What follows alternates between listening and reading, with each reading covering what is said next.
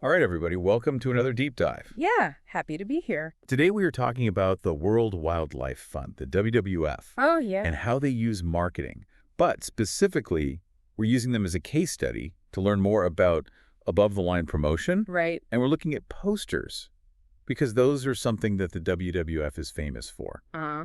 So let's, jump into it. Yeah, let's get into it. What is above-the-line promotion?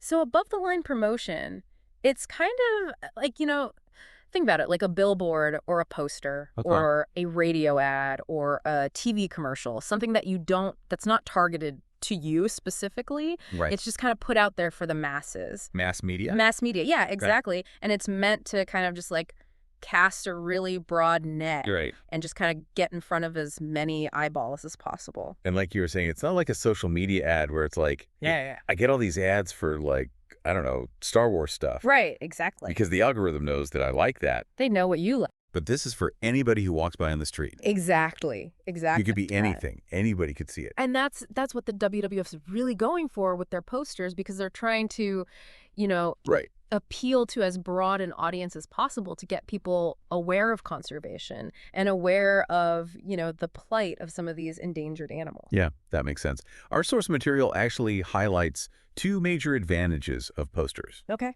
Reach and visual impact. Yeah. Reach, we kind of already covered. Right, yeah. Anybody walking by can see it. It's huge, You walk down the street and you see a big old poster. I mean, you can't help but look at it, Yeah. especially if it's something, that's visually arresting, which kind of brings us to our next point about visual impact. Right. They're very striking images, the WWF posters. I mean, a lot of times it's more image-based and less text-based, Right. which I think is really smart because people, our attention spans these days, we're scrolling.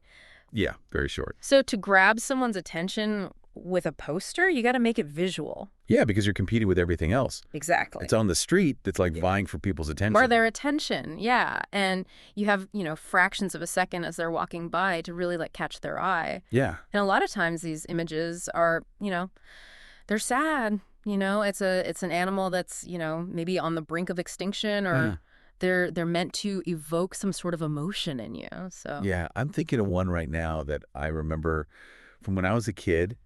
It was a polar bear clinging onto this like shrinking iceberg, and it was very impactful. Right, And exactly. it made me think about climate change, even as like a kid, Yeah, which actually leads right into what else can they do? yeah, Because they do a great job yeah. with those two things. But what else? What could they do to be even more persuasive?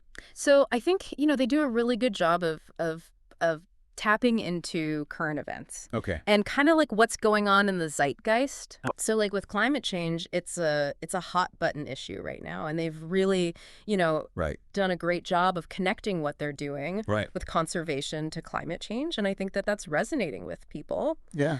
I think another thing is just using simple language. Right. And impactful language. You don't want to get too verbose on a poster. Right. You don't have a lot of space You don't have a lot of space. to get your point across. Yeah. It's got to be short, impactful. Like a good tweet. Like what is it? Right. 280 characters or whatever it is. It's not that short, is it? It's something like that. I don't know. We're not going to fact check that. Don't fact check that. But you know what I mean? It's short. Short and sweet. Short, sweet, to the point. Yeah, and impactful. But like you said, tying it into current events is huge. Yeah. Like climate change. Yeah, and I think they've done a really good job of that with their recent campaigns, because they'll show like the effects of climate change on these animals. Right. And that makes it, I think that's when it really hits home for people. Right, because you're showing the consequences. Exactly. Yeah, you're not just saying, "Oh, this animal's endangered." You're saying, "This is why." Yeah. And this is how it affects you. Yeah, it makes you realize like, oh, this is bigger than myself. Right, exactly. This is affecting like, the entire world. the entire ecosystem. Yeah, it's all connected.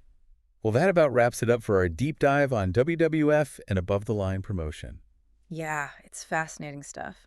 Yeah, posters. Posters, man. Don't underestimate them. Don't underestimate them. There's a lot of strategy that goes into it, There is. but I think that's a good place to end it. Yeah. Before you go, listeners, think about a time you saw a poster that really made you stop and think, what was it about it? What was it? Was it the design? Yeah. Was it the message? How did it make you feel? Good question. Yeah, think about it. I'm going to think about it. And we'll see you next time for another deep dive. See ya.